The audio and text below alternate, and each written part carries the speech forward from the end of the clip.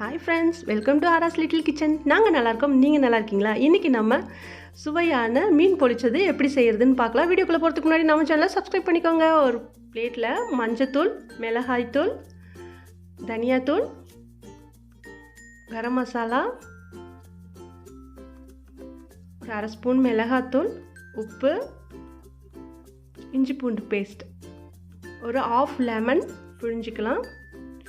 இப்போ இதை மசாலாவை நல்லா கலந்துட்டு கொஞ்சம் கொஞ்சமாக எண்ணெய் சேர்த்து கலந்துக்கலாம். முக்கியமானது இதில் தேங்காய் எண்ணெய் மட்டும்தான் நம்ம சமைக்க போகிறோம். சமைக்கிறதுக்கு யூஸ் பண்ணுறது எல்லாமே தேங்காய் எண்ணெய் தான். நல்லா கலந்துட்டு நான் வாவல் மீன் எடுத்திருக்கேன். மீனை க்ளீன் பண்ணி வச்சுருக்கேன். மசாலாவை ஃபுல்லாக நல்லா தடவி விட்டுடலாம். நீங்கள் கறி மீன் கிடைச்சா கூட நல்லாயிருக்கும். இது ஒரு 1/2 hour ஊறட்டும். மசாலாவை நல்லா தடவி ஊற வச்சிடலாம். அடுத்து பேன் வச்சு பேனில் தேங்காய் எண்ணெய் சேர்த்து கருவேப்பிலை, பொடியாக நறுக்குன சின்ன வெங்காயம் சேர்த்து நல்லா கோல்டன் ப்ரௌன் கலர் வர வரைக்கும் நல்லா வதக்கிக்கலாம். இப்போ பொடியாக நறுக்குன தக்காளி சேர்த்துக்கலாம்.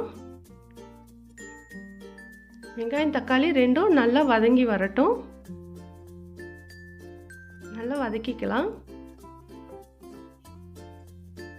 வதங்கிருச்சு. இப்போ மஞ்சத்தூள், மிளகாத்தூள், மிளகுத்தூள், தனியாத்தூள், கரம் மசாலா, உப்பு சேர்த்து நல்லா வதக்கிட்டு இதில் ஒரு 1/2 கப் தேங்காய் பால் சேர்த்துக்கலாம்.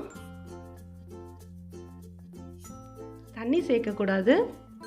அவ்வளோதான். இப்போ நம்ம மசாலா தடவி வச்ச மீனை தவாவில் சேர்த்து பொரிச்சிக்கலாம். மசாலா உதிராமல் நல்லா பொரிச்சிக்கலாம்.